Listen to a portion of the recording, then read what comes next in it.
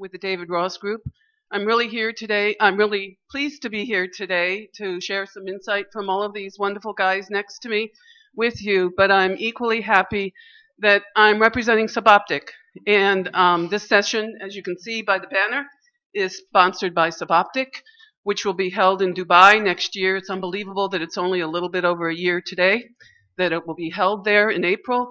And Alice Shelton did such a terrific job last time in Paris as the papers chair. She's been chosen next for this coming program to be the overall program chair.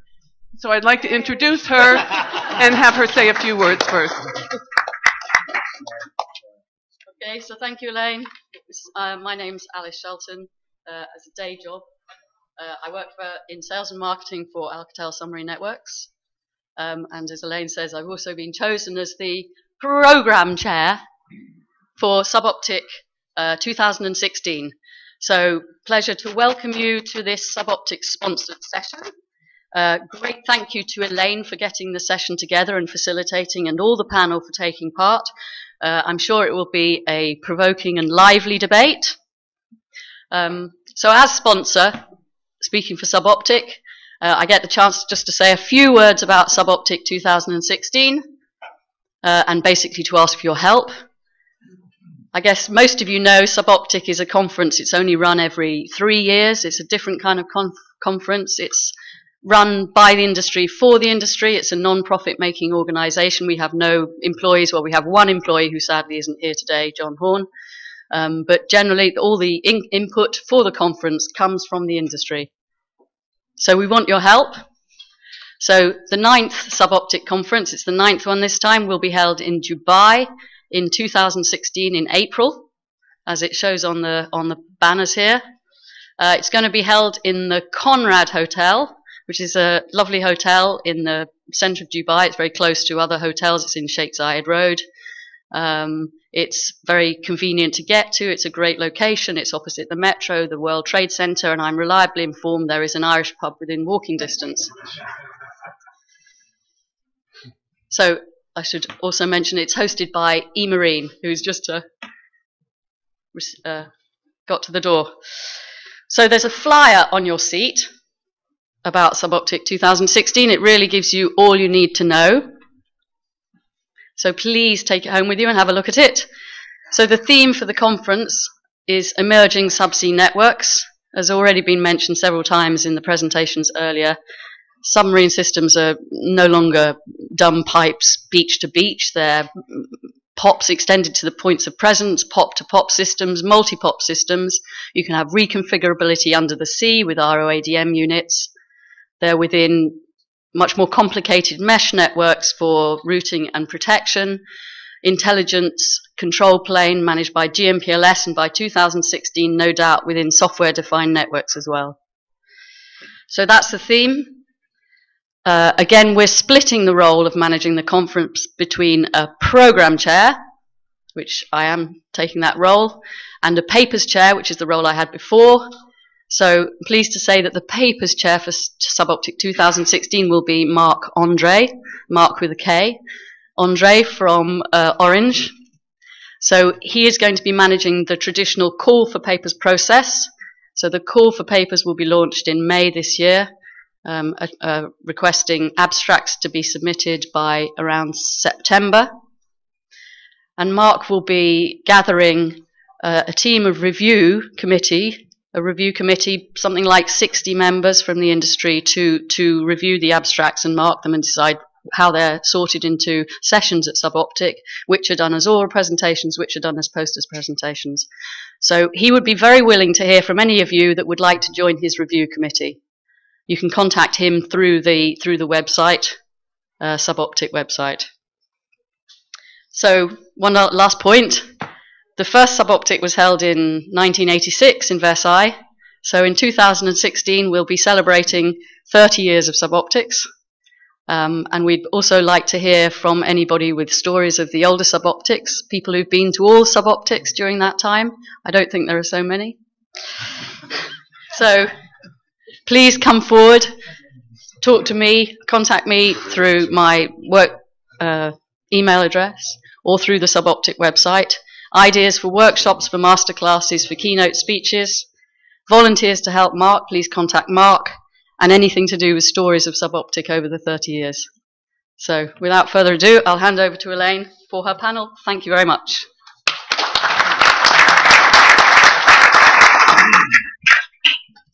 That was the perfect lead-in, Alice, for my introductory comments, because I'm going to keep coming back to the theme of Suboptic because it really is a terrific conference.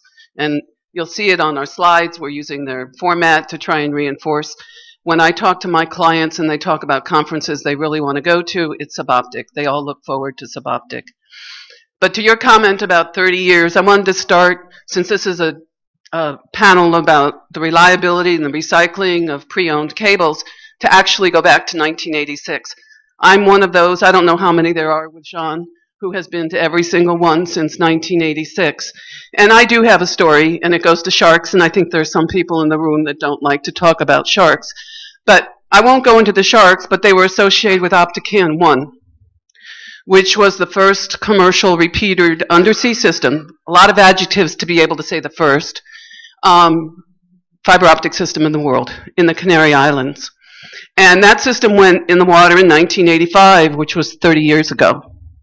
Now, last week I was with some friends in Telefonica, and I asked them, where is that system now? And it happens to still be in the water. It's not yet picked up. But I think there are some of my colleagues here who are looking for the opportunity to salvage it. So then I asked myself the question, what's the oldest operational repeatered system still in the water? And I think I have the answer. I didn't call up telegeography and ask them, but I think I have the answer. I'm wondering who here you're not allowed, Paul, because I talked to you about it, to give the answer. Who thinks they know the answer? Oh, come on. Aren't there any brave souls? Tony, Tasman 2. Yep, Tasman 2. I know, you know, because you've been thinking about doing some creative things with it, just like we're going to talk about today. But above and beyond Tasman 2, which was 1991, I believe, right, Tony? So that would be, can anybody do the math? 24 years with a design life of 25. There are two other systems that were put in 1993, America's 2 and Columbus 3, right, some of you guys next to me?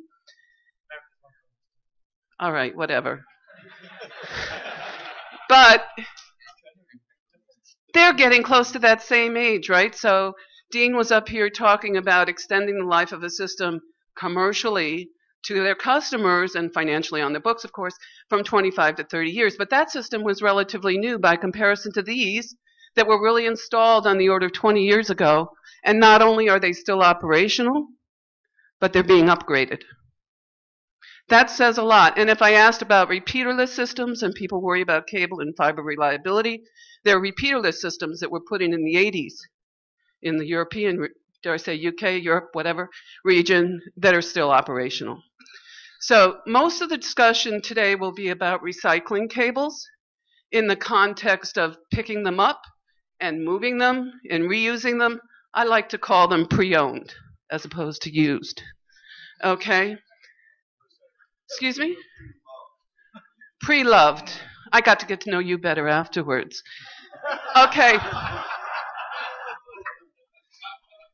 All right. But so that's what we're going to talk about today. We're going to talk about recycling cables. And most of the discussion is going to be about picking them up and moving them and how you make that work. And indeed, while some of you scratch your heads and say, really? It has been done successfully.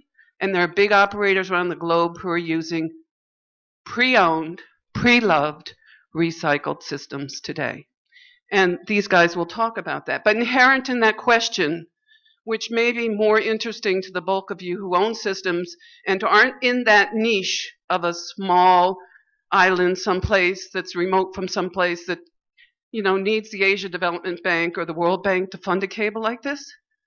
To make this work, the networks need to be reliable. So there'll be some discussion today about reliability, which everybody cares about. Okay? So that's my introduction to today. Oh, I should also say Bernard is here. Where are you? You're hiding. To talk about salvaging cables and the positive impact of reducing carbon footprint by actually salvaging cables like Optican, which people have decided is not worth reloving in the traditional sense. So I'm going to start first by introducing our panel. And as a tribute to the last year's success of the bobbleheads, whoop.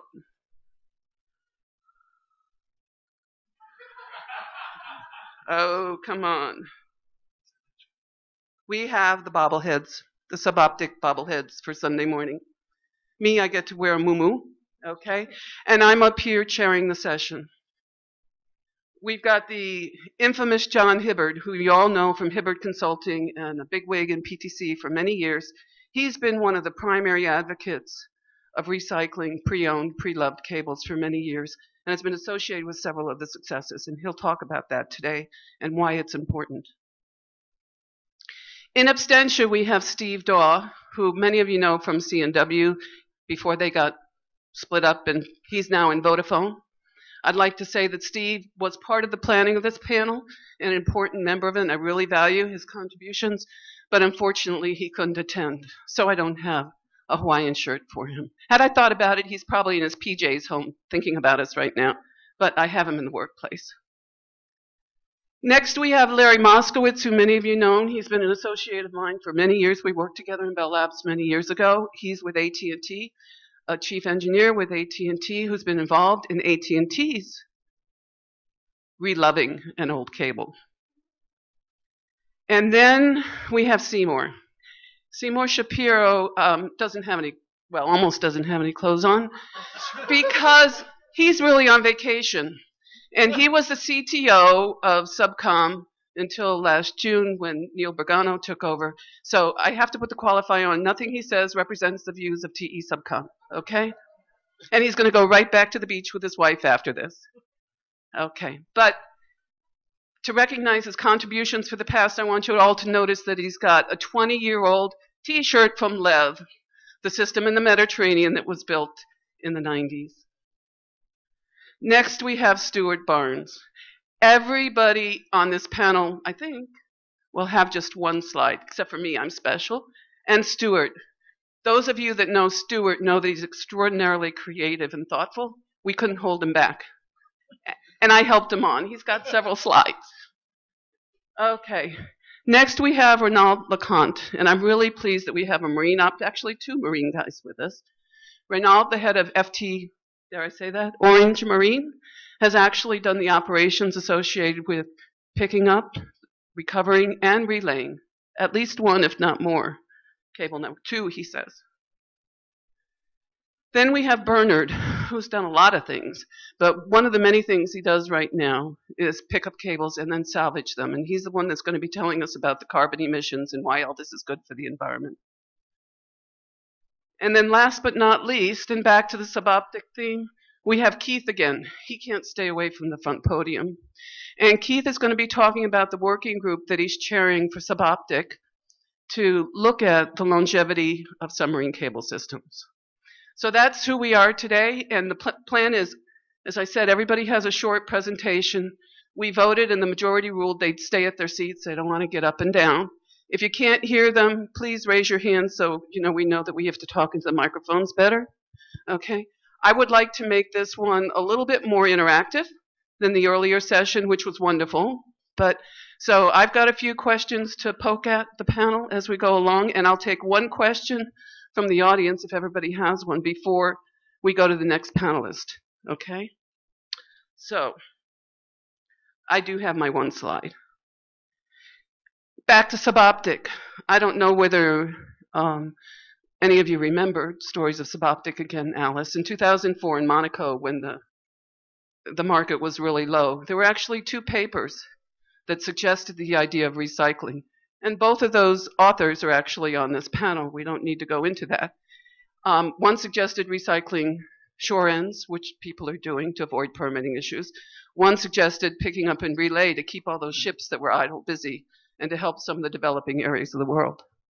A lot of people looked at those ideas as crazy. And there are people that came up afterwards and said, really?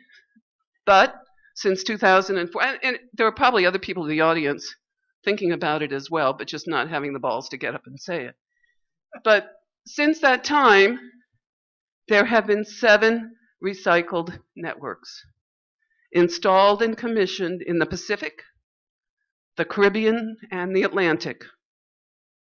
Several of those are repeatered and are somewhere between 1,000 and 2,000 kilometers long. Others are repeaterless and just use the cables. All of those that have been recycled are providing service today reliably for global operators, including, dare I say, AT&T and whatever you call that other conglomerate that broke up. None of them have experienced any wet system failures, internal. Very important to know, all of them were recycled with a team of experts. I don't know that this is any harder to do than doing a new system deployment, but it's certainly not any easier. It takes some people who know what they're doing, and that's why we've got this team of experts up here to do it. All of those that used repeaters recycled them. Most simply used the lightweight cable and didn't pick up the armor cable and move it as well. Some actually, and this was a little bit of a surprise to me, not only recycled the wet plant, but also recycled the dry plant and are still using PFEs from years ago and SLTEs from years ago.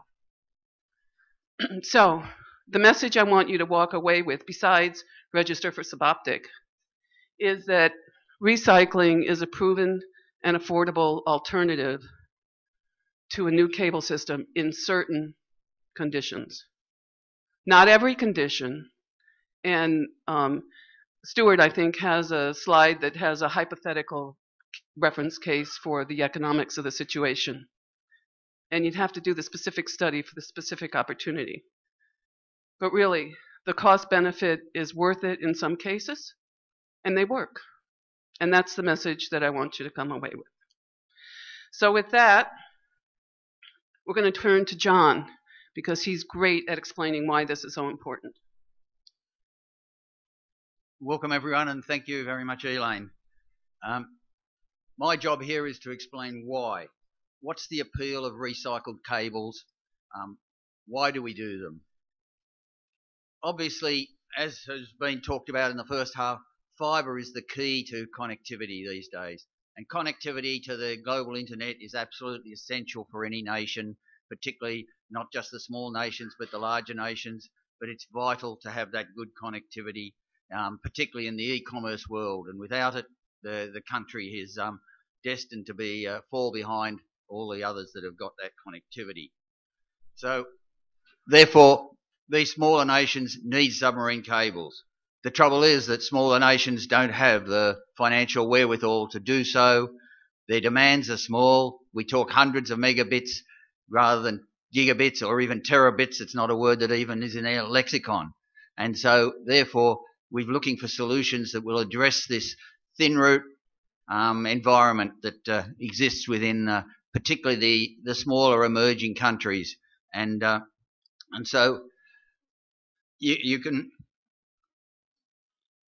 and therefore we're in that pricing range. Recovered cables, recycled cables, which I think is a much more appropriate name, are just the thing. You can recover a cable from the seabed for about a third of the price of making new cables. So therefore, when you start to put it in the overall equation, it starts to look have the potential to be really attractive. It can also provide the level of capacity, whether you use the same repeaters or you use new repeaters, replace the repeaters, you replace the terminal gear, or even if you don't replace the terminal gear, but just change the environment from where it was a mainstream cable route to now an island cable route. The capacities that are looked for are much more modest than on the big transatlantic and transpacific and Europe to Asia routes. You're looking at modest capacities, and recovered cables can service those needs. The other thing is that recycled cables can offer the level of reliability that is required. particularly the terminal gear can be replaced. We can now have schemes to replace the repeaters, which are probably the single critical item that causes the aging in submarine cables and the limitations.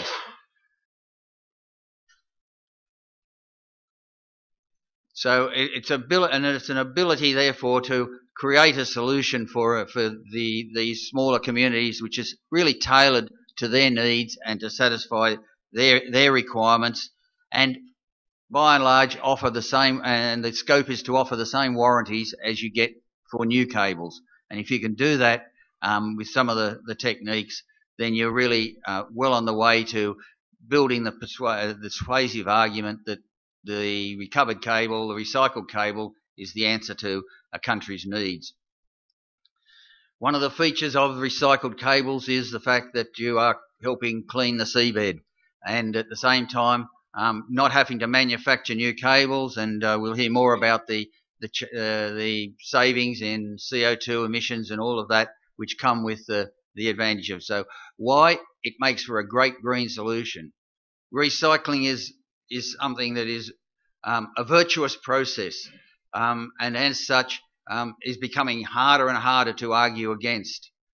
There have been sayings that second-hand cables mean second-rate cables, and that certainly has been a concern with banks and boards for some time.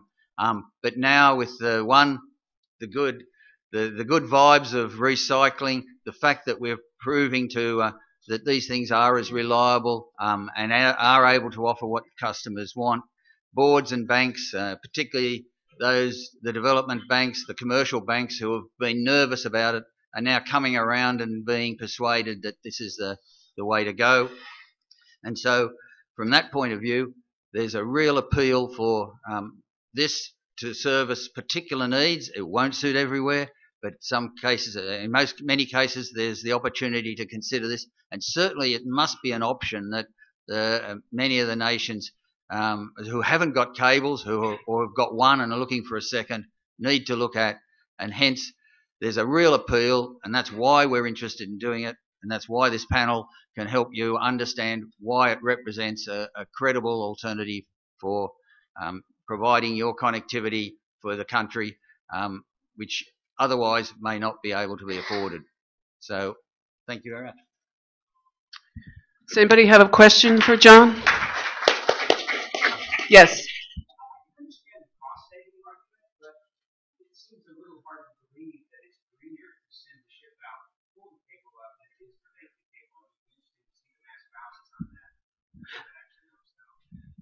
I'll leave that question to later, because that particular angle will be discussed further in the panel as to what the balance is in that regard. So rather than try and address it now, we'll leave it to the expert. Which is not me, it's Bernard. But so I am going to ask John one question. Of all the clients that you supported that have done this, how do they feel about it now? Basically, everyone's delighted. Yes, the cables that I was involved with were Packroom East and Packroom West, and they were PDH cables, so that for those who are young wouldn't know what PDH was, and where everything's modulated in 45 megabits. Megabits, that is not gigabits or terabits or anything like that. And they're working beautifully. They're filling after 10 years in service. 2006, 2009 we did them, and they've serviced the need and provided the country with fibre optic communications that they didn't otherwise have. And when you think of something like the first one we did in 2006 in New Guinea, we did the whole job for $10 million when the new one was going to cost 50. So that was to me the convincing argument that said, hey, in all cases, look at this. The numbers will never quite probably ever be as good as that relationship, but certainly those two have worked well. But Samoa, American Samoa, going great, servicing the needs, and therefore nothing but plaudits for it from the owners. Thank you, John. The next slide is for Steve, who, as I said, is back snoozing at home in the UK. Those of you, I'm sure a lot of you read Wayne Nielsen's Subtel Forum that comes out, I think, every couple months. Steve wrote an article about his experiences with recycled cables in the article in the journal that just, I think, came online yesterday. So you can read more specifically about his thoughts here today. But just to summarize, he wanted to make sure that everybody realized that it really is a sensitive economic study. In some cases, recycling proves in right away, but it very much depends on several things, and a lot of it has to do with the marine stuff. One is the scope of what you're trying to recover, because recovering is expensive, okay? And the second is the vessel and its endurance, and I imagine Raynald may choose to talk a little bit about this, but Steve likes to say that in his experience, it doesn't make sense unless you can do the pickup and the relay all in one mode, okay? And then last but not least is the asset transfer fees. How much do you pay for this cable that's sitting on the bottom? If somebody thinks they've got a treasure and they're going to take advantage of the situation, you know, there's a balance there. It's not going to make sense relative to building a new one. The second thing that Steve really wanted to make sure everybody fully understood, and I mentioned it in my introductory comments, is that one of the things that must happen is you must have a team of experts and they must cooperate. You can imagine there's not only a varied degree of technical expertise required to do this, but there's also some complicated commercial issues that need to be worked out so that everybody is protected from liabilities that might happen and risk in a way that people accept the trade-offs between them. So it requires a set of marine operators, purchasers, technologists, whatever, who can work together and manage all those decisions that need to be made, not only technically and operational, but also commercially. So I would suggest that if you're interested in hearing more about that, you ask somebody else on the panel, not me, because I personally haven't done it, or give Steve a call. I'm sure you can find out how to reach him through the Subtel Forum article. Does anybody have a question that they'd like to pose? Because I know there are some people here that might be able to answer some of those, any question you may have. Neil. What is the expected extended life of the system, and does anyone take end-to-end responsibility? The question was, what is the expected lifetime of the system, and does anybody take end-to-end responsibility? And the answer on that is, I think it depends. How's that? I can help out a little bit. Larry? It depends how much margin you want left in your system. It depends on the design, the line design of the system, because you're picking up various pieces of the cable, of old cable, and you may be joining it to new cable. So you really need to know or have a good line design, and that will tell you how many years it will last as well. I think Seymour is going to talk a little bit about the components and how much longer they're going to last. But through my experience, a lot of the earlier systems, the first generation systems, were, I'll say, over-designed. Okay, everybody wanted to make sure that they were going to work and they were going to last a long time, and they still have a lot of margin left in them. Larry, we now get to you. Okay. Good morning, everybody. And thank you, Elaine. Elaine has asked me to talk a little bit about some of the technical and commercial issues in putting together one of these recycled systems. I'm not a commercial guy, but I've been involved in some of the discussions about what the cost and what trade-offs have to be made. The first bullet item is, how do we obtain success in using the recycled system? And it all depends on good line design. Okay, there are many in this room, system engineers, who are very knowledgeable and informative, and they can determine, to put a system together, how it's going to work and how long it's going to last. So we vetted various suppliers before making a decision to go ahead with any projects involving recycled systems. So you need that deep knowledge of system impairments. Along with that, if you have the data of the old cable, and depending if you're also recovering repeaters. We've done both. That is very important to have. Within AT&T itself, we have a big library dating back to the very first optically amplified systems, and somebody mentioned PDH before. I am old enough to remember that and actually put some of them in, but of course I was 10 years old at the time. But we have an extensive library of the data, and that helps working hand in hand with the supplier in determining if the cable system that you're planning to put in will work. The third bullet item is having good marine operators that are familiar with the area of recovery and the area of where you're going to recycle the cable and place it. We've been lucky over the years that we have worked with many of the marine operators throughout the world.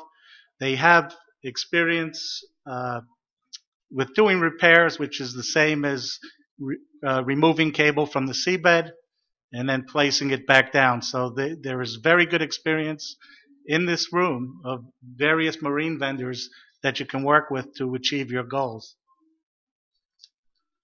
A little bit about some of the commercial items. Before any project is undertaken within AT&T, you have to do a cost-benefit analysis. Is it cheaper and better to do with better results to put in a new cable, or is it better to do one of these recycled cables? First, you have to find the recycled cable that you can purchase either from a consortium or from a private owner that's willing to sell it to you. And then you then have to determine, as I said, how much the recovery of the cable and repeaters will cost, and some other issues in determining whether it's cheaper and more reliable to put in than a new cable system. Some of the items are, you may not be able to recover armored cable, so you may have to produce armored cable. Now you have a very interesting situation in that do you joint the new cable on board ship, or do you take the recovered cable, bring it to a factory, do the jointing in the factory, and then load it onto the ship, and then lay it to the bottom of the ocean? The next item, which results in some cost, is the use of existing shore sections. It is best if you can use an existing shore section. You don't have to go through permitting. You don't have other additional costs associated with doing a cable landing. Plus, doing a cable landing is slow. You're going to spend a lot of ship time, and there is a price per day that the ship will require. So if you can avoid a cable landing and either cut into a pre-existing shore end, or if you're able to take a cable that already has an existing shore end that you're just adding on to or moving, that is the way to go. Finally, the last item we have is local laws and fishermen's rights. We think they need to be respected, and then after hearing the first panel this morning about it's now extending beyond the national boundaries and the economic zones, and it's now going to be in international waters. That's going to lead to some separate discussions and negotiations. I don't know who with yet, but I'm sure we'll have to work with the ICPC in the future to find out who those people are. One other thing, once the slides come out, Dean had a very good slide near the end on the Southern Cross expansion to 2030. It covers a lot of the issues that are needed to have a successful recycled product. Anybody have a question for Larry? Yes. Yes, you. I don't think I need to mind. Could you expand a little on what you mean by good line design? I think you answered Neil's question that the life of the system depends on good line design. I'm some familiarity with it, although that really depended on the cable you repeaters say, and they're properly installed. Is that what you meant? Or Yeah, are you talking yes. about the capacities? No, it's the cable that you've recovered and what you're joining it to, as well as if you're recovering repeaters and adding new repeaters to that. You're going to face different bandwidth, noise figure, output power, various things that will complicate the project, if you will. And as I mentioned, there's a lot of knowledge in this room who you can work with on the supply side, who can help you determine, okay, I'm taking a repeater from this system and I'm joining it to a new repeater. Here are the difficulties with doing it. Here is the margins that you're going to have in the overall OSNR of the system. And there are a lot of people in this room who can answer those questions for you. If I may, with that, at the end of that process, will you be able to say that 25 years at least? Or is that a remaining question? It really depends what you're recovering. We try to recover in areas where there were no faults on previous cables, so they were pristine. In fact, when the cables came up from the seabed and then you cleaned them off, you got the algae off, it looked pretty new, okay, as if you had laid it yesterday. But if you're taking cables that had a high rate of failure, shunt faults, probably not a good thing because the degradation over time will hurt you in margin and long run. Rather than me asking another question, there were several hands over here. We'll take one more. Yes. Yes, we've been discussing the lower cables the lower cables have been over-engineered in terms of margin. But what's your comment on that? Over the years, the cable manufacturers have been changing their manufacturing techniques and cable design, and that these older cables may have significant advantages in some areas over the years. That's a good thing. If you're in the recycled business, and that's one of my jobs at AT&T, then I have more opportunity to put in systems using recycled parts. You provided the perfect lead-in for Seymour. For those that, I didn't really go into Seymour's background, but for the many years I worked with him in Bell Labs, he was the cable and fiber guru and had the organization developing cable and fiber. So let's move now to Seymour. Thank you, Elaine. Thank you, everyone, for coming.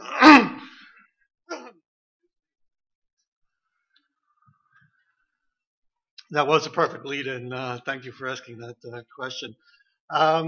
In general, the reliability history of undersea cable systems, both coaxial and optical fiber, and I'm one of the few people in this room who's old enough to go back to some of the coaxial cable systems. The reliability history has been. The reliability history has been extremely impressive. In fact, to follow up on Larry's comment, not long ago in my previous life, we recovered some coaxial cable that had been deployed in the early 60s. And the cable had come up from the bottom, and it looked as pristine as the day it had been manufactured and come off the cable line. Some other period in time, we opened up one of the repeaters that was associated with that cable system, and in fact, that repeater body and the innards of that repeater body, close to 50 years after it had been manufactured, indeed looked as pristine as it had the day it had been manufactured. I'll get to the question of the evolution of suppliers at the end of my comments.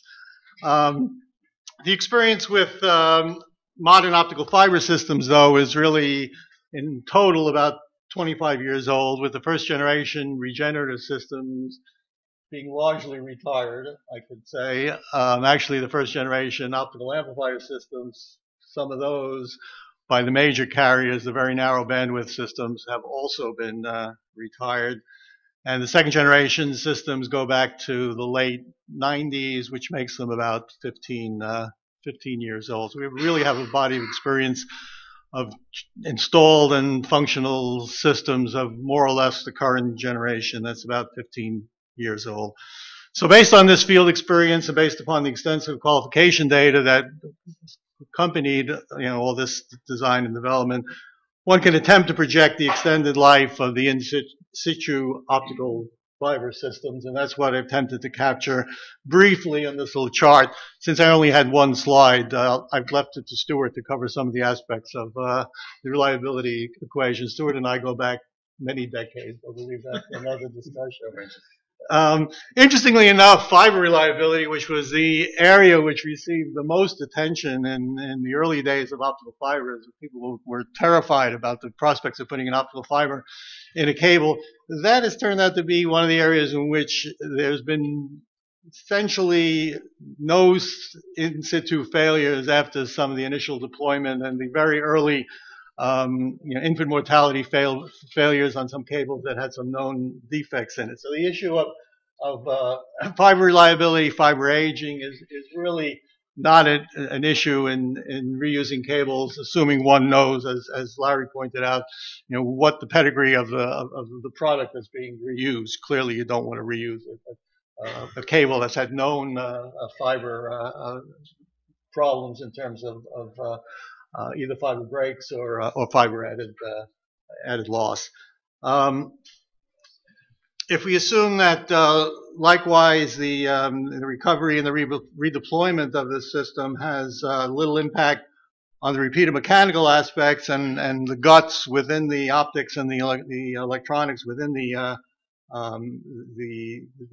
repeater body, then we could also assume or project that the extended lifetime of the repeater mechanical, the housing itself, is much greater than 25 years. When I say much greater, I would say something, maybe a factor of 2 greater, and before you really start seeing any wear out mechanism.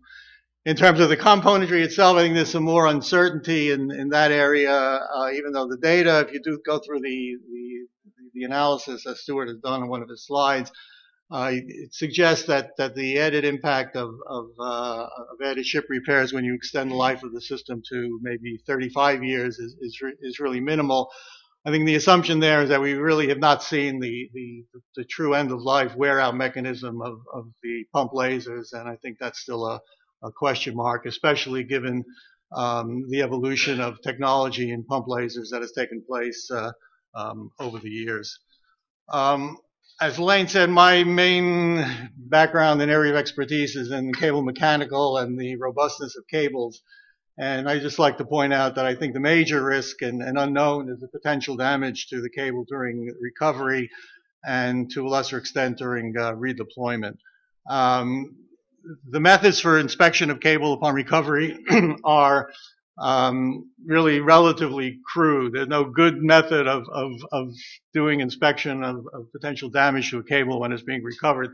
We call it a visual and tactile inspection, which is exactly what it means. You look at it and you put your hand over it, or somebody else's hand who's got a better job of feeling whether there's any damage.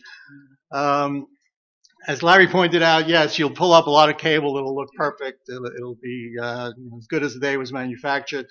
Any damage that you do see clearly needs to be repaired on site, and that adds ship time to the whole process, adds cost to the process. But I think the bigger risk is those latent defects that you don't see, those latent defects that damage the cable to the point where you won't get any fault upon immediately redeployment, but you have a potential for a latent defect where you'll put the cable back down on the bottom, and then 2 years later or 6 months later or 6 years later, you'll have a condition where under operation you will generate a fault at that site. And the more cable you recover under such a cable reuse scenario, the greater that risk is. And I did a little arithmetic here, which I didn't put on a slide because I was only restricted to one slide. But as you recover more, if you assume a very small probability, 0.5% per kilometer, if you recover 1,000 kilometers, you're quickly up to a 50% probability that you'll have some sort of latent defect in the recovered cable, which may or may not be acceptable, but still is something that clearly needs to be addressed. And it just points out that cable reuse and cable recycling needs to be looked at on an individual case-by-case basis, depending, based upon what cable you're recovering, what the history of that cable is, and what the bottom profile is, and issues such as that. And of course, the question that I just want to touch on briefly is, yes, many of the cables that were recovered were first generation cables, which were known as the 21 millimeter generation. The industry has subsequently gone to the 17 millimeter variety, and there's now talk about going to a 14 millimeter. I think, in fact, there have been some systems in which a 14 millimeter cable has been deployed in order to contain the cost. So I think that's got to be addressed in doing the make versus the recycling versus new build. If you're going to recycle a 21 millimeter cable, you may be better off than putting in a new a new 14 millimeter. Slip of the tongue. And just finally, just one word on terminal reuse. I think everyone acknowledges that terminals are a small part of the entire equation, and they need to be dealt with.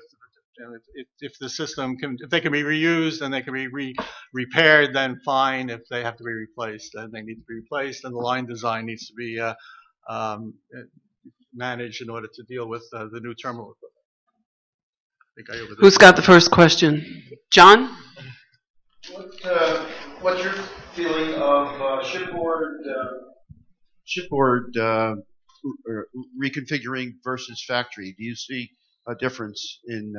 I actually had a comment on that. I think one of the greatest risks to cable fault in terms of reliability are overmolded shipboard joints, in terms of contamination, in terms of potential contaminants in the overmold operation. From a reliability point of view, you want to do it in the factory. From a cost point of view, that adds significant amounts of cost. So it's a trade-off of what you can afford to do. And if you do it on the ship, you need to be really careful about making sure you have clean operations and a skilled craft set of joiners who can do the joining. In support of my friend to my left, John, I want to say again that there can often be disagreements or differences of opinion about risks, and Seymour is an age-old technologist. He has to tell you what is obviously the real truth. But if you asked everybody else on this table that's done it, I think they'd say that they haven't seen one of those residual faults on any of the cables that they recycled yet. So there's speculation about what could be that a good technologist will forecast, and you have to be aware of that there's risk. But there's also practical experience to buttress the opposite. And if you damage a cable when you put it over, it's the same as, except by a factor of 1,000 or whatever you said, as when you repair a regular cable when you're out at sea and had a fault. And my understanding is that we haven't had faults post-lay on any of these cables that have been recycled. So, sorry, Seymour, I had to say that. The other thing is Philippe still in the audience? Isn't Gemini 17 millimeter cable, and Gemini was recycled? So it's not just proven on 21 millimeter Alcatel or NEC or whomever's cable or SL cable. It's also on 17 millimeter cable. I don't know of any situations on 14 yet, but you? Commercial lenders often don't take empirical evidence as easy as we do readily. And that interesting, that point, 0.5% per kilometre, for example, I think it translates into 2.5% for, say, 1,000 kilometre cable. Is that the percentage of risk above a new cable? Yeah, I increase that to the additional risk associated with the recovery operation. Taking the cable off from the bottom and passing it through the machinery and into the tanks before you get around to redeploying. Okay, but that's not a. Dare I say it? It's not a scientific number, right? No, it's not a scientific number, and bankers take. Okay, so I actually had a question that's a little bit difficult for me to state simply that I want to ask Seymour, and maybe Stuart will comment on it afterwards as well. I think most of us who have been planning this panel have been talking about the cable just the physical cable. But in the back of our minds, as somebody said, it's really the repeaters, it's not the cable. And it's the wear-out mechanisms associated, as Seymour said, with the pumps principally in those repeaters these days, right? And in different generations, we had different types of pumps, different quantities of redundancies of pumps and everything. And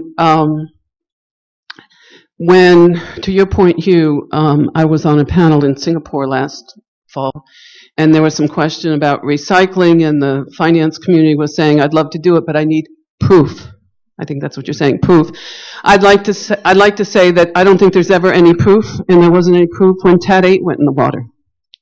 So my question to you, Seymour, is if somebody in the supplier community who worked on the qualification of all the critical components that went into a repeater did the same sort of analysis that they did before AT&T and STC and Alcatel and KDD Marine at that point, KDD at that point in time committed to TAT-8 and TPC'15 in the 80s, and combine that with the data that's been accumulated on the performance of those systems over the last 20 years, and redid the math, which I think whose purpose was to demonstrate that these systems would last 25 years, not that they had 25-year life, but to say they would last at least 25 years.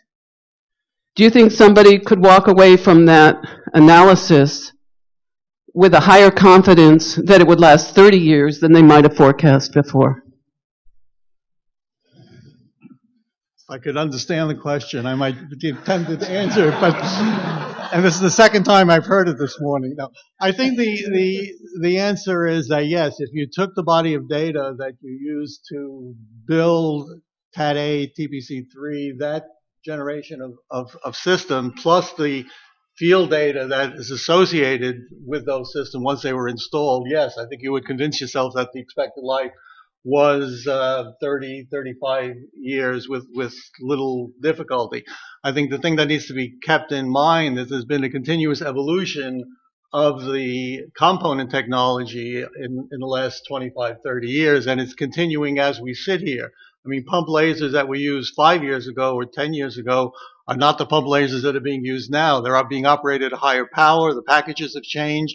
So a lot of the qualification data that you use to build the argument for how long the systems of 15 years ago will last may be valid for those 15-year-old systems, but may not necessarily be valid for the systems that are being installed today. So I think that needs to be kept in mind, which is an argument for reusing the old cables because they have a higher level of conservatism involved in it. Right. Okay. So, and that takes us back to the question, Hugh, that you asked of Larry before as well. It's line design for transmission margin, and that needs to be studied on a case-by-case basis as well as the reliability. And somebody, and I think Dean alluded to this when they looked at Southern Cross, needs to look at the performance data of the network until the time it was decommissioned and make sure that you don't see any extraordinary aging, which would give you an indication that there might be a reliability problem.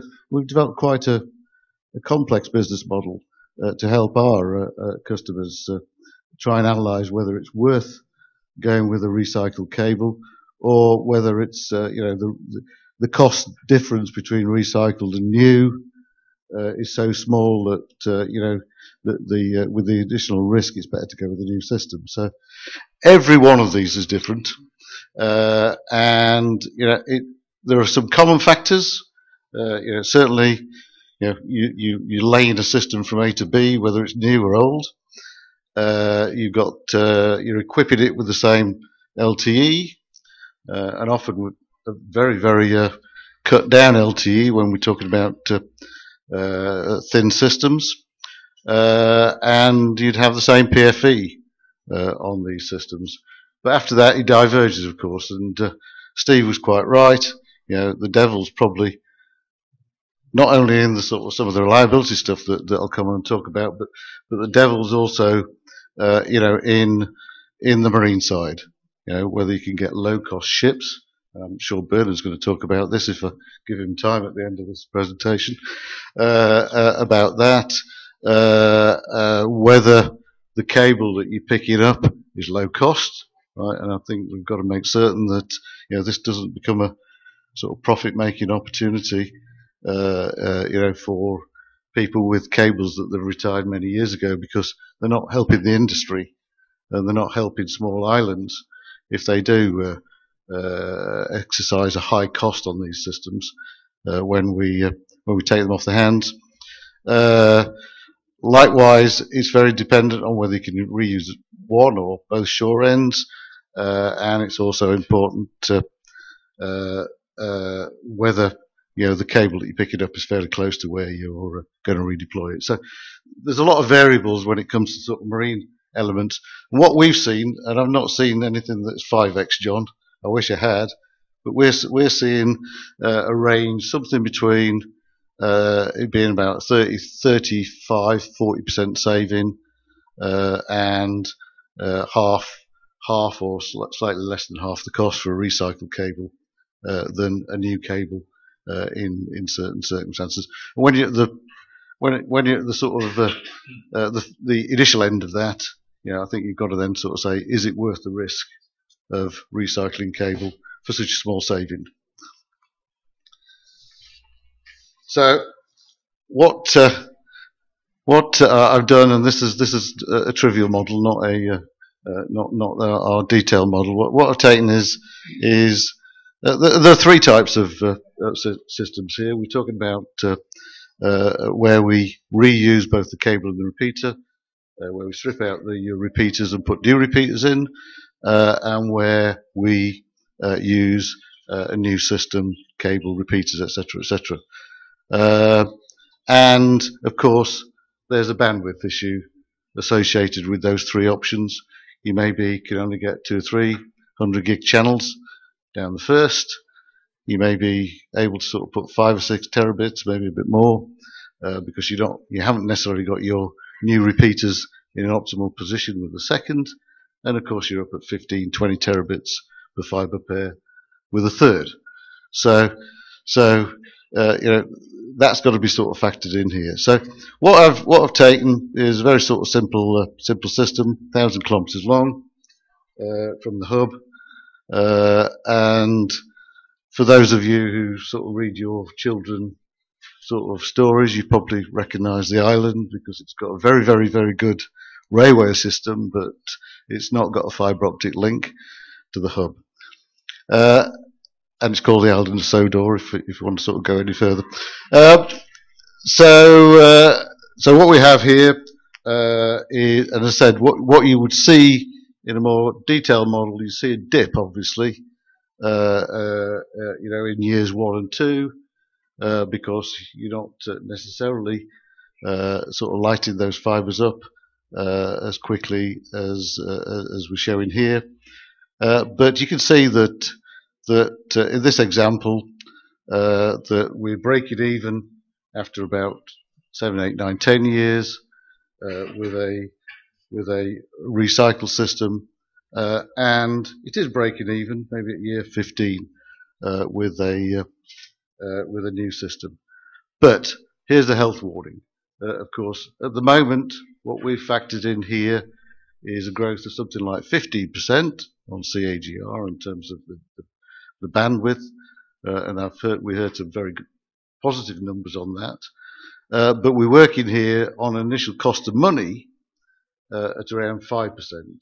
Money is relatively cheap out there today, but if you then to sort of factor in, and we've been advised, sort of that sort of growing to around 10%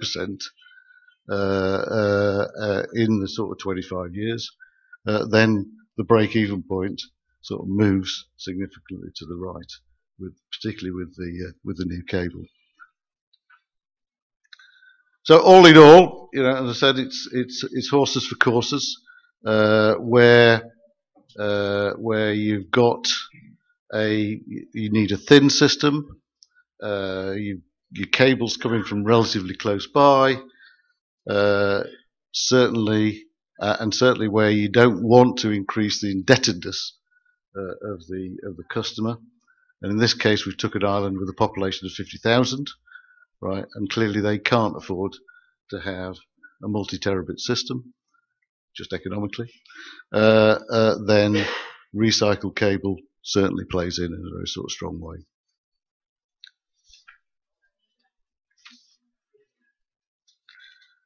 So just moving on.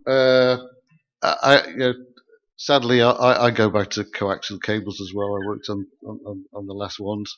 The three things that exercised our concerns as an engineer or a scientist at the time, kind of moved away from that, were fibre reliability, and Seymour sort of touched on that, electrical reliability, because the one thing that we should not ever forget is that these are DC powered systems, they're not AC, right? And therefore the wear out mechanisms or reliability is linked to space charge buildup in the polythene. And I'm sure that's where Seymour's concern about 14mm cable comes from.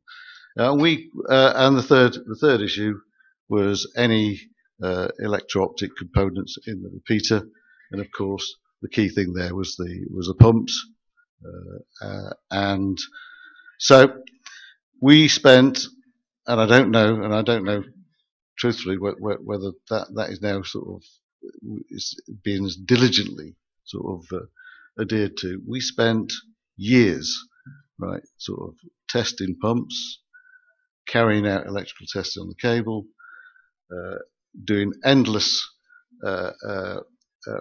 static fatigue work on the optical fibre, right, to prove that these early systems that had been proved to be extremely bulletproof worked. And I guess it was a sort of time when the industry was I think Jean here sort of termed the phrase cooperative, which is a bit of a mouthful, but it's when certainly the labs in the UK, the labs in the US, the labs in France and Japan shared that information so that we could get to the heart of the reliability issue in terms of fibre and cable. So the types of sort of systems that I've looked at to pick up and reuse really come from that era. I would call them Gen 1.5, Gen 2 systems, late 1990s, where we've got 21mm cable. We've got those early repeaters which are traceable back to a lot of good pump reliability data, and the static fatigue guys sort of got their way.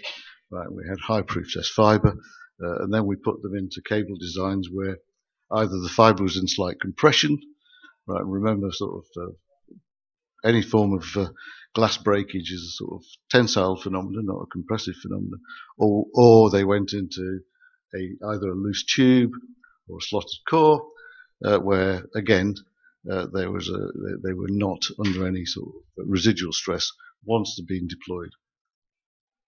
So turning to the, I guess when I've looked at these systems, when we've looked at the high voltage reliability, we've talked about systems that's been designed for 12 kV for 25 years, working over transatlantic distances.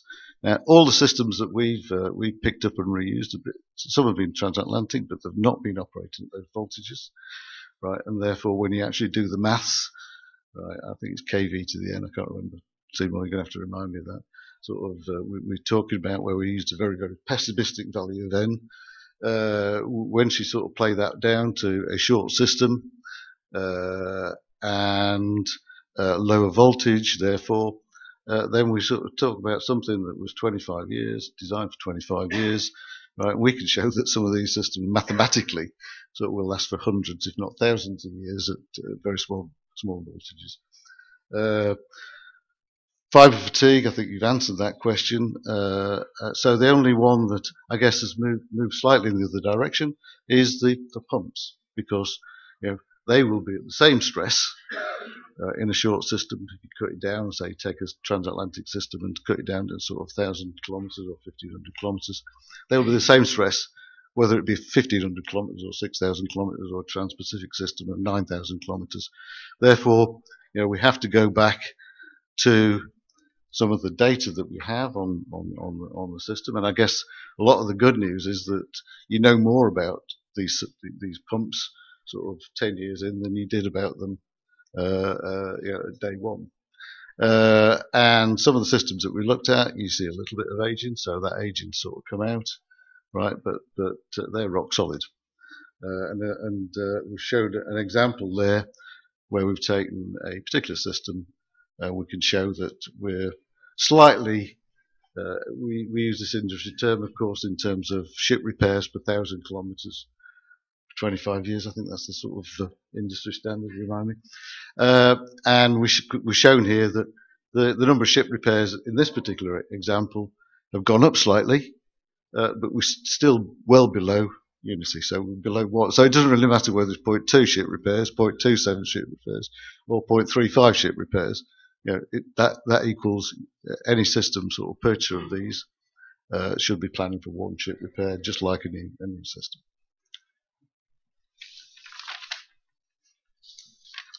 And the final thing that I've been asked to sort of talk about is system budgets. And you know, for the sake of time, Elaine, I will say that you just have to go through the motions again.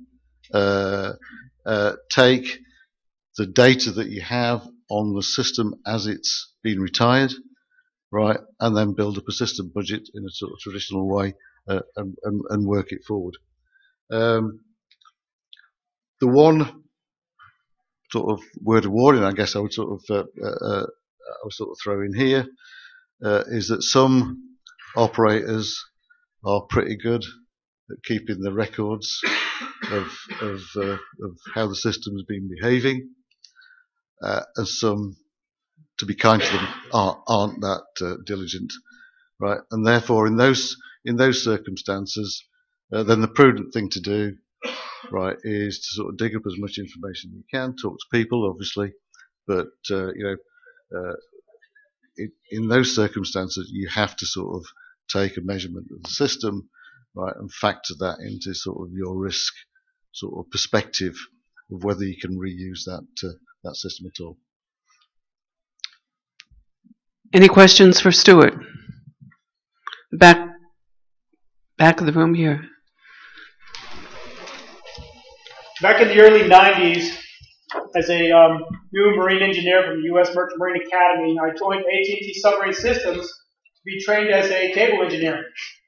I was taught during that time that the repeater housings, actually because they're DC powered, as you mentioned earlier, were designed to oxidize essentially as like an anode, essentially, over time, and then it would gradually oxidize and deteriorate. So those housings that were recovered, are they showing signs of deterioration, or are they reused, or were they replaced? Not at all. I think there are a number of ways of protecting the housing. STC used an epoxy coal tar over steel. And the reason that it was a reinforced epoxy was because what you'd be concerned about there is that the repeater would rub against the sheaves or the ship's equipment, right, and then wear that down to the steel, and then you'd have a corrosive mechanism with the exposed steel. Tyco, AT&T, T Subcom, whatever. They use copper beryllium. Copper beryllium is extremely inert material, and I'm sure there would be no issues with reusing those. And correct me if I'm wrong, the early Submarcon repeaters were overmolded, right, and the later ones were to the epoxy coal tar design. The Japanese ones were copper beryllium as well. So I don't. I know there was another question back, but we're really running short on time. So if we have time at the end, we'll come back to you. Okay. All right. So then, Raynald, it's up to you. Thank you. Yes, thank you. So I just want to talk about our experience with two large projects. And I think the first and the main advantage is our customers was already owning the system. So for both projects, we were working for the new and the old one with the same customer. So it has been a very large advantage for that. Then the system we have been recovering was an excellent condition with no fault over its life and operating life. And so it has been a real good system we started with. Then with our customer, we've been agreeing to do all the job on board our cable ship. So we did with a large cable ship with 3 tanks and even a fourth one, small tanks. And we did all the recovery and the re-engineering and reinstallation of the system on board. So without going to the factory, and we have of course a team on board of jointers that have been capable to do a proper job on these cables. What we did is also the recovery of the cable. We found that the less than 1% of the cable recovered was not of quality, so we keep on with exactly the same cable with less than that. We recovered repeaters. We recovered extra repeaters in order to extend the repairs time of the system. We found only one repeater before recovery that was not working, but all repeaters were tested on board and relayed working perfectly. We did everything on board. We did not use new repeaters. We use only the existing repeaters we have been recovering. So the issue we raised of a new repeaters in an old system was not something we saw. The engineering has been done on board with our team, not in relation, of course, with the customers, but we did everything on board. What was missing is the armored cable, but before we prepared, we get armored cable from other systems or for what we have in our tanks in our naval bases, so we have enough armored cable to offer to our customer. One main advantage we saw in these 2 projects was the reuse of the station, so no permits to be requested. We joined from the shore end, and we do not do what is said to be costly, the shore end, even though we like it to be paid for a long job. We like it very much. But unfortunately, it was not the case. And so it has been really speeding up the process. And we did that 5 years ago, both projects for the same customer. The customer is no more existing. He has changed owners, but with its new name, Vodafone is working very well and very satisfied of our 2 systems we have been rebuilding. That's all. Did I catch the time? You were great, Raynald. All right, maybe we can take 2 questions for Raynald. Okay, back here. It's not directly for Raynald, but it's a question for some of the panelists here. When you do a comparison, a financial comparison, using an NPV analysis of the new versus a recycled system, you make some assumptions. For the recycled system, you make the assumption that the cable often will be used beyond its 25-year lifetime. But when you compare it to a new system, the temptation in your financial analysis is to assume that the system after 25 years, a new system after 25 years, will have no residual value. So, my question to Mr. Shapiro and perhaps also Stuart is, based on today's pump technology, should we assume that the pumps of today, which is a critical element in this analysis, will last as long as those pumps that were designed 15 years ago?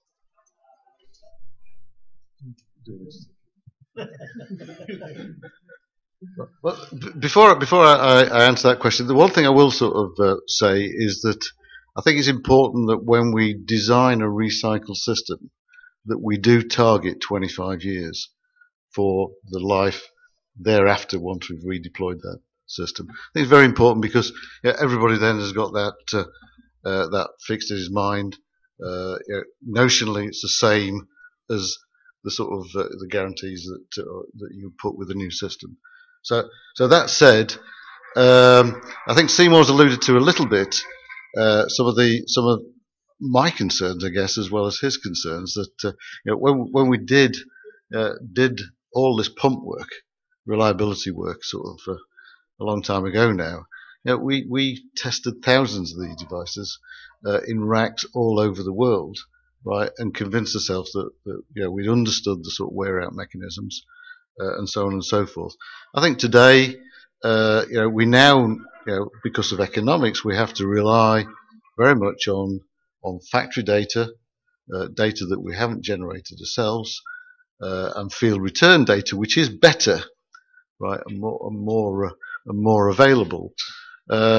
So that having been said, I think we should be, and I'd like to, certainly sort of like to hear other equipment vendors sort of comment on this as well.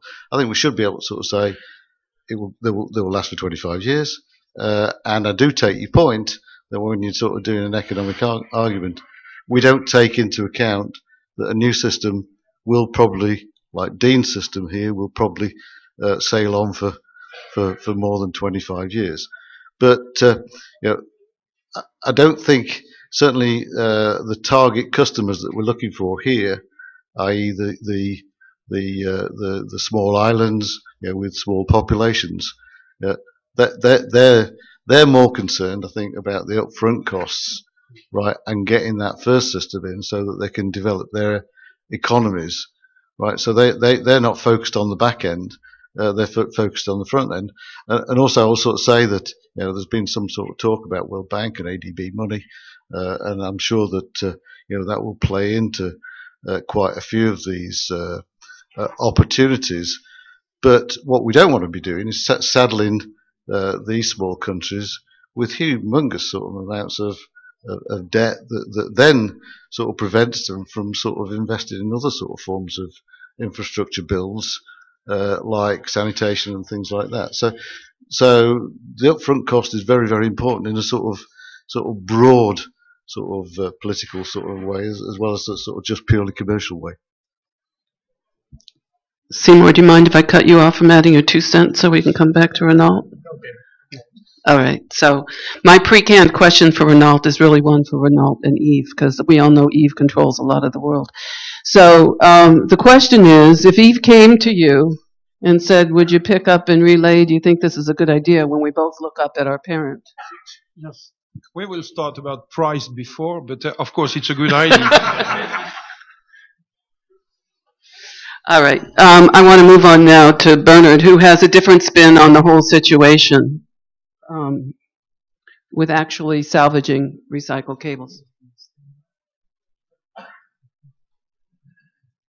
Yeah, I sit fairly low in the saddle, and I don't like, disembodied voices. So I thought I'd get up and say, hi, hello. Different slant on everything, I think, because, maybe we're not all playing cricket here. I wasn't quite considering about the relaying of cables. I'm only interested in picking the things up and turning them into commodities. But, this lovely little picture that I've got up here will show you how clean as a whistle cable comes up when you pick it up. This is a 1969 SAT1 cable, and I think although we first engineered deciding that how we're going to clean the mud and debris off of these cables when they come on board ship, it's going to clag up the linear cable engines, we're never going to be able to get these things back into the hold, and actually it comes up as clean as a whistle. It's as good as the day that you put it down. And just picking up on somebody else, by the way, I'm off plan, okay, don't worry, you can read the slide whilst you're listening to me. Just picking up on what somebody said about the corrosion of the repeaters, we've seen now 400 repeaters in our factory, and I tell you, they're as clean as a whistle as well. There is no degradation whatsoever. So maybe that's a positive for these guys that are in the business of trying to reuse the cables. I'm just in the business of trying to recycle them for their commodities, as I said. So obviously, there's other good things about picking up cables. I think there is a move to certain governments around the world, and maybe it started with the UK, where there was a lot of threat about we'll keep on charging you loads of sums of money for every cable you've got landed on our shores year on year, whether you still exercising those rights or not, i.e. if you switch the cable off, we're still charging you fees to have those cables. Now, BT have spent vast sums of money picking up 200 kilometres of cable, everything from their landmass out seaward, so that they can avoid such charges. Other charges that you have are keeping your stored cable, whether you're using it or not, in cable depots, their annual charges. So although you may have written off a cable from your books, i.e. it's a retired asset, it's been completely exercised, that is still costing you money. And it's also still giving you liability. You know, I think if you speak to Kent and some of the other legal guys here, they will tell you, you've still got third-party liability. Someone catches their nets, their anchor, whatever on your cable. Doesn't matter whether you switched it off 15 years ago, you're still liable for it. You could still be taken to court for it. So, you know, we provide that kind of service. Give me your cable, I get rid of your liability. I guess, and give it to me for free, because it's damn well expensive. We have 3 ships out there. We wholly own them now, so you can see that we're a growing business. We've only been around since 2009, but we've recycled 17,000 kilometres of cable, and yes, it all come up clean. Some of that is probably going to go back into the industry. We've got 60,000 kilometres of work in progress. I like to call it storage. It's storage in the deep, and we will pick it up eventually. But one of the things that Elaine said was, you know, I've got a new slant on this. Well, I've probably got new slants on lots of things, but one of the new slants is saving of CO2. I mean, you know, I'm not an environmentalist, and to be honest, I don't really get the whole global warming thing. But you know, I live in the UK, and if it's going to get warmer and warmer, I'm very happy. But, and I do appreciate you poor Americans that have got this polar vortex. And, you know, when somebody says to me it was minus 35 when I was at ITW last year, it was minus 35 only a few weeks ago, and I thought, oh my God, that will freeze your eyeballs, you know. So global warming, well, what we did, you know, we obviously a very, not only philanthropic company, that we employ 200 people in South Africa to pull all these cables apart mechanically without smelting or melting, and our competitors don't. They actually use fire. So we thought, well, it'd be a good idea to get somebody independently to look at this and say, well, what is it that we're doing here? We must be saving something for the industry. So if you look at the very top of the slide, this is, if you was to go and mine, you know, the bricks and get the steel and the copper out of the ground and the polythene as well, man-made, you actually use a certain number of tons. And really, that's what that top lines show you there. These are the commodities that are coming out on the left-hand side of the slide, well, right-hand side of the slide there, where you get the plastic pellets ready to go into cable manufacture, you get the copper that goes into the cable manufacture, and then obviously the steel that will go into the cable manufacture. So that's the top end of the slide. The bottom end of the slide is what we do. You know, we're picking up old cable, we're breaking it down back into its commodities. And what we have done is to get an independent analysis of when those commodities on the bottom right-hand side, you'll see you've got the plastic pellets, you've got the copper, you've got the steel again. So what has been the difference? The difference is our technique of picking up the cable is pretty a light technique in terms of fuel usage, so, but you still have to take that in consideration. Breaking down the cable into its constituent parts, if you was to smelt it, obviously the figures would be astronomical, but we don't. We mechanically pull it apart. We'd use electrical machines, but that was taken into consideration as well.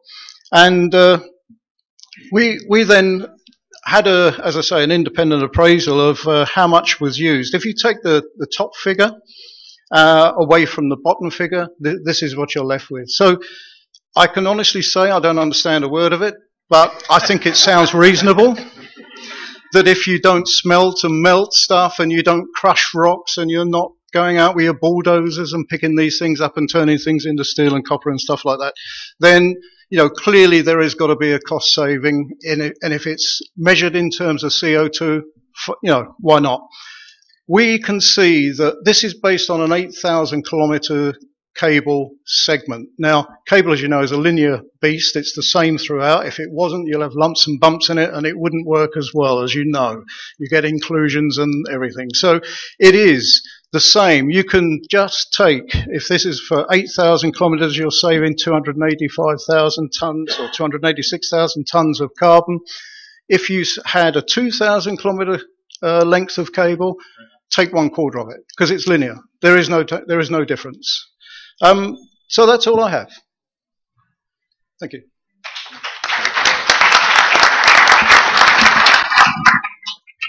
But now he's going to sit in his saddle because I could see. I know we've got to get to Keith again, but there was a I'm going to skip you, Hugh, over here.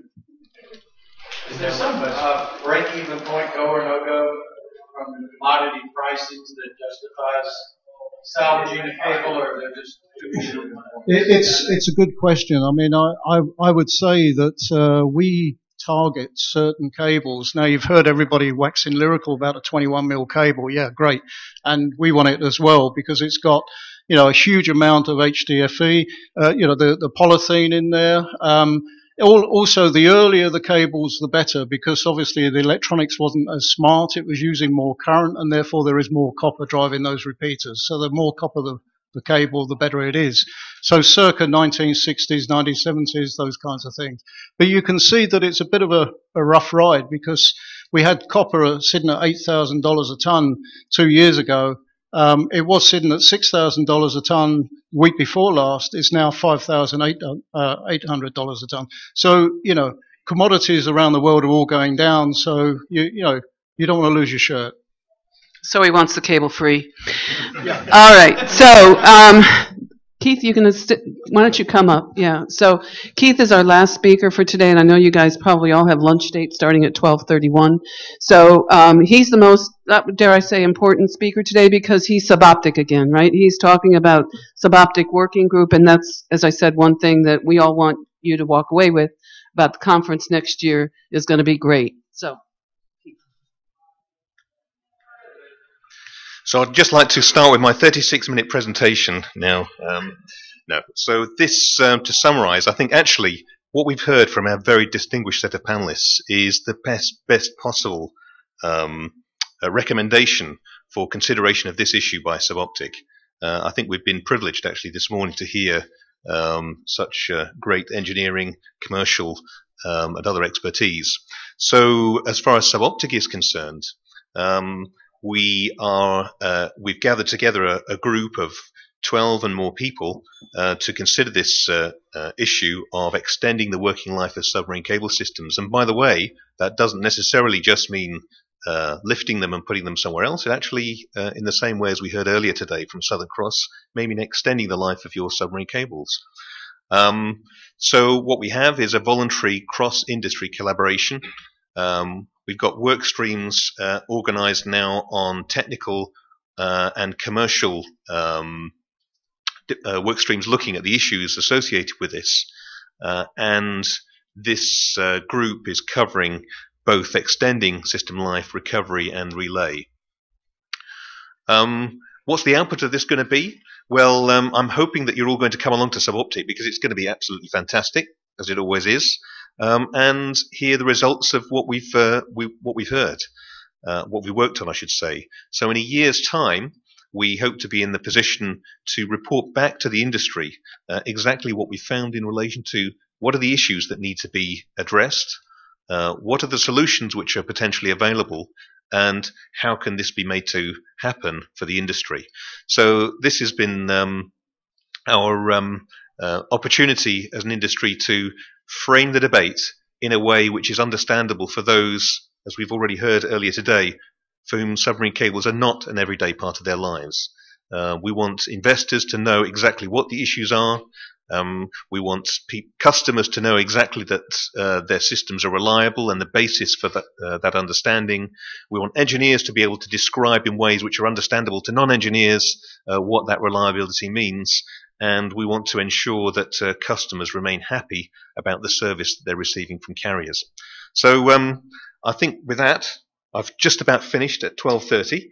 For the rest of the 30 minutes of the presentation, come along to Suboptic 2016.